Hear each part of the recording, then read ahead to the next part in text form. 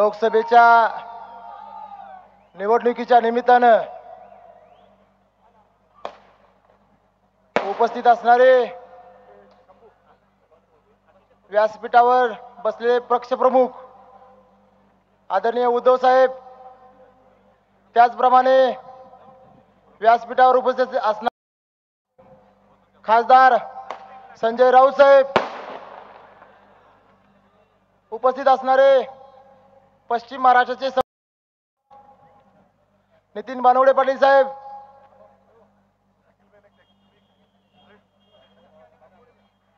आत्ताच उपस्थित झालेले आदरणीय पृथ्वीराज बाबा, व्यासपीठावर उपस्थित असणारे सुकुमार कांबळे साहेब,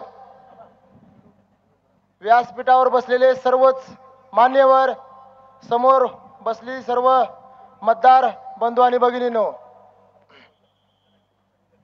खरं तर आपण सर्वांनी पाहिलं गेल्या 21 तारखेला मिरज शहरामध्ये जी साहेबांची विराट सभा पार पडली, त्या सभेमध्ये आदरणीय उद्धव साहेबांनी जो शब्द आपल्याला दिलेला होता उमेदवारीच्या बाबतीत, खरं तर तो शब्द कशा पद्धतीने पाळण्यात आला, शब्द म्हणजे काय असतं ते महाराष्ट्रानं नाहीतर संपूर्ण भारतानं बघितलं. माझ्यासारख्या एका सामान्य शेतकऱ्याच्या मुलाला, की ज्याची पार्श्वभूमी राजकीय पार्श्वभूमी पाठीमागं काहीही नसताना, घरात माझ्या कुणी आमदार खासदार नसताना सुद्धा, कुठली मोठी संस्था पाठीमागं साखर कारखान्यासारखी नसताना उद्धव साहेबांनी तो एक विश्वास माझ्यावर टाकलेला आहे. तो विश्वास कधीही आयुष्यभर आम्ही विसरू शकत नाही साहेब. खरं तर माझी उमेदवारीची घोषणा झाल्यानंतर विरोधक सुरुवातीला असं वाटत होतं की सुरुवातीला विरोधक आपल्या समोर एकच उभा असतील, पण नंतर अशी परिस्थिती निर्माण झाली की एक नाहीतर दोन विरोधक आपल्या समोर उभे राहिले. पण विरोधकांची पण अडचण झाली, कारण माझ्यावर बोलण्यासारखं काय आज. म्हणून त्यांनी एवढंच चालू केलं, उमेदवार नौका आहे, राजकीय पार्श्वभूमी काय त्याची, जिल्ह्यासाठी त्याचं योगदान काय. पण मला त्या विरोधकांना सांगायचंय,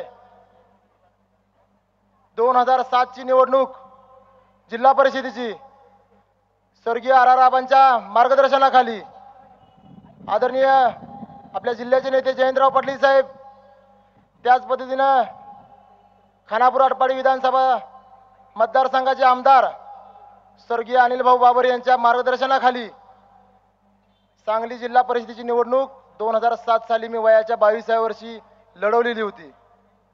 माझं मला पहिलं स्वतःला मतदान करून समोर सलग 30 वर्ष निवडून येणाऱ्या उमेदवाराला अवघ्या 10 मतांनी पराभूत करून माझ्या राजकारणाची सुरुवात केलेली आहे मी.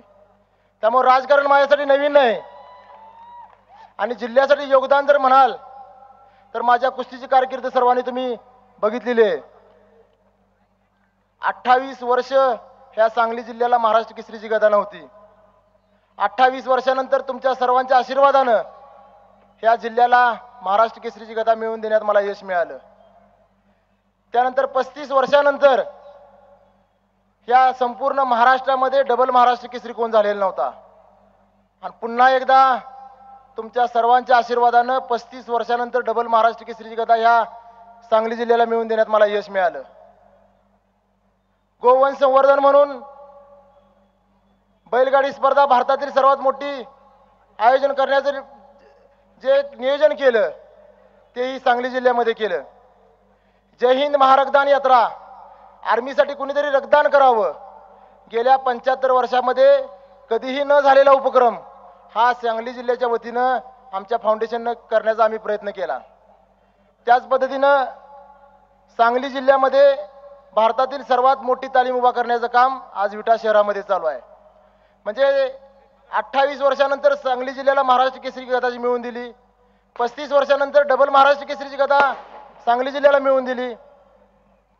भारतातील सर्वात मोठी बैलगाडी स्पर्धा सांगली जिल्ह्यात जय हिंद महारक्तदान यात्रेचं आयोजन सांगली जिल्ह्यामध्ये आणि भारतातील सर्वात मोठी तालीम उभा करण्याचं काम सांगली जिल्ह्यामध्ये. म्हणजे एका शेतकऱ्याच्या मुलानं जिल्ह्यासाठी अजून ह्याच्यापेक्षा काय योगदान दिलं पाहिजे, काय माझं कर्तृत्व सिद्ध केलं पाहिजे की तुम्ही मला आज उमेदवारीच्या लायक समजताल. हे माझं कर्तृत्व आहे. समोरच्या विरोधकांनी सांगावं तुमचं कर्तृत्व काय आहे. जी गोष्ट केली आजपर्यंत, जी प्रामाणिकपणे केली, गेली 15-20 वर्ष झालं प्रामाणिकपणाने लाल मातीची सेवा केली म्हणून तुमच्यासमोर एक वेळा नाहीतर 2 वेळा महाराष्ट्र केसरी म्हणून उभा राहण्याचं मला भाग्य मिळालं. जिल्ह्यासाठी जी गोष्ट करत गेलो ती जिल्ह्यासाठी करत गेलो. सांगली जिल्हा महाराष्ट्राच्या नव्हे तर संपूर्ण देशाच्या नकाशावर कशा पद्धतीने उठून दिसल अशा पद्धतीने नेहमी प्रयत्न करत गेलो. पण ह्या माझ्या उमेदवारीमुळे विरोधकांची खूप मोठी अडचण झालेली आहे. त्यांना आज बोलण्यासाठी माझ्यावर काही टीका करण्यासाठी काही सुचत नाही. पण महाविकास आघाडीतील जी बंडखोरी झाली ती सर्वांची इच्छेप्रमाणे ती व्हायला नाही पाहिजे होती. पण ती शेवटी 22 तारखेला बंडखोर उमेदवार आपल्या पुढे अपक्ष म्हणून आज उभा आहेत. पण आज एक साहेब म्हण म्हटली जाती हिंदीमध्ये, भगवान के घर देर है लेकिन अंधेर नहीं. तीच म्हण आज आपल्या बंडखोर उमेदवाराला लागू पडते. आज काँग्रेसचा झेंडा घेऊन ती जे नाचत होते की मला काँग्रेस पक्षाकडनं उमेदवारी मिळाली पाहिजे, पण त्याच काँग्रेस पक्षाला कुरघोडी करून संपवण्याचं गेल्या अनेक वर्षात जे तुम्ही काम केलं ते खरं नीतीने न्याय दिला तो आणि तुमच्या उमेदवारी तिथनं डावलण्यात आली. आज तुम्ही काँग्रेसमध्ये असताना मदन भाऊ पटलांचा जिल्हा मध्यवर्ती बँकेमध्ये कशा पद्धतीनं पराभव केला हे संपूर्ण जिल्ह्यानं बघितलेलं आहे.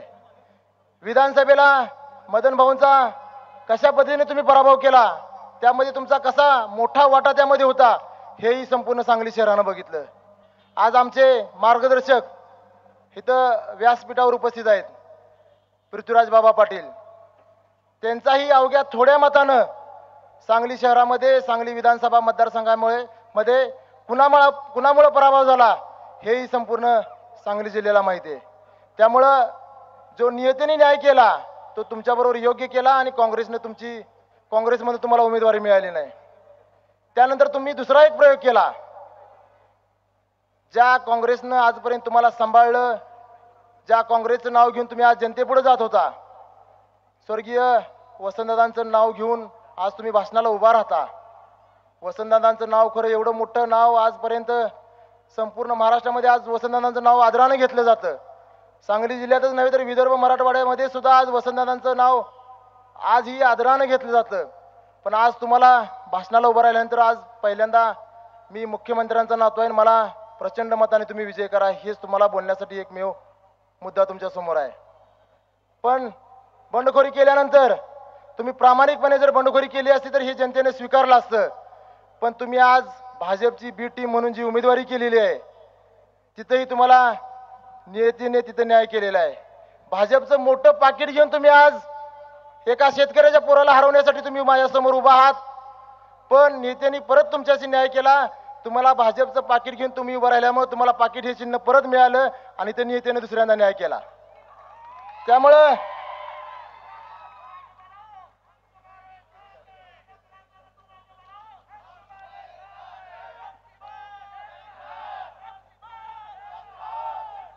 अशा अनेक कुरघड्या करून काँग्रेस पक्षामध्ये तुम्ही आजपर्यंत जे कारकीर्द तुम्ही गाजवली त्या कारकिर्दीची पोचपावती म्हणून तुम्हाला आज बंडखोरी करून अपक्ष उमेदवारी करण्याची वेळ आलेली आहे.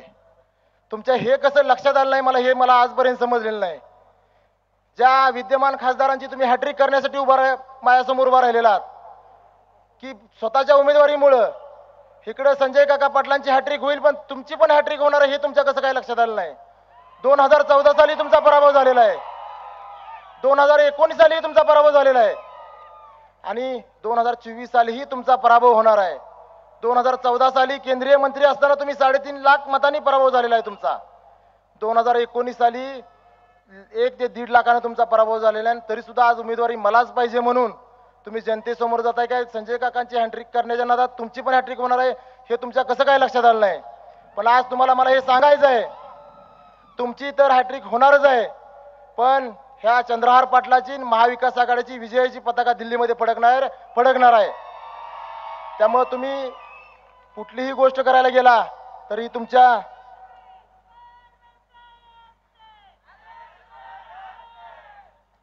आज सकाळीच आपल्या देशाचे नेते शरदचंद्र पवार साहेबांच्या मार्गदर्शनाखाली आज तासगाव शहरामध्ये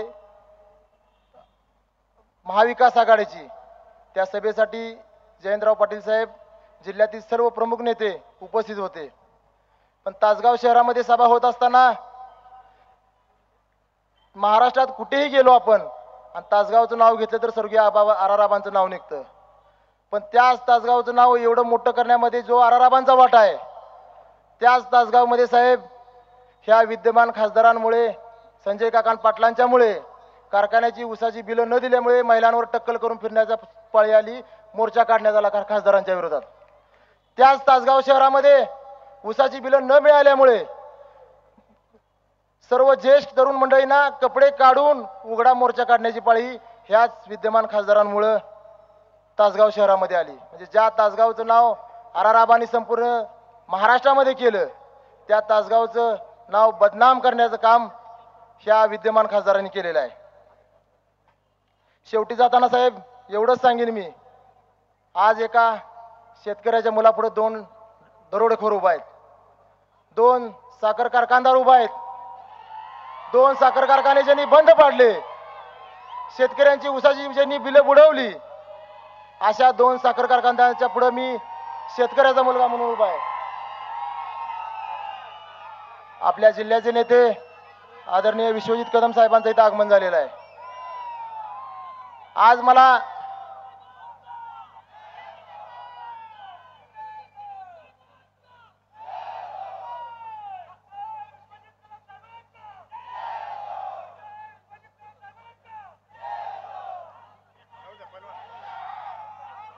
दोन साखर कारखानदारच्या मध्ये मी आज उभा आहे. जिल्ह्यातल्या जनतेने ठरवावं. आज शेतकऱ्याचा पोरगा तुमच्या समोर उभा आहे, 2 साखर कारखानदार उभा आहेत. त्यातल्या एकानंही सहकारी संस्था नीट चालवली असती तर हा बोलण्याचा मला अधिकार नव्हता. पण दोघांच्यात मिळून 3 साखर कारखाने बुडवून शेतकऱ्यांची उसाची बिलं 10-10 वर्ष न देऊन आज ते जनतेसमोर तुमच्या समोर मत मागायला येतात. म्हणून आज सर्वांना मी एकच विनंती करीन, तुम्ही निवडा, तुमचा पर्याय तुम्ही निवडा. आज तुमच्या समोर एक शेतकऱ्याचा मुलगा उभा आहे आणि 2 साईडला 2 बंद पडलेले कारखानदार उभा आहेत. त्यात तुम्ही उडकून तुम्ही मतदान करा. येणाऱ्या 7 तारखेला 1 नंबरला चंद्रहार सुभाष पाटील हे नाव मशाल या चिन्हापुढचं बटन दाबून तुम्ही प्रचंड मताने मला विजय कराल असा ठाम विश्वास मी आपल्या समोर व्यक्त करतो आणि थांबतो. जय हिंद, जय महाराष्ट्र. धन्यवाद. आपकी बार यार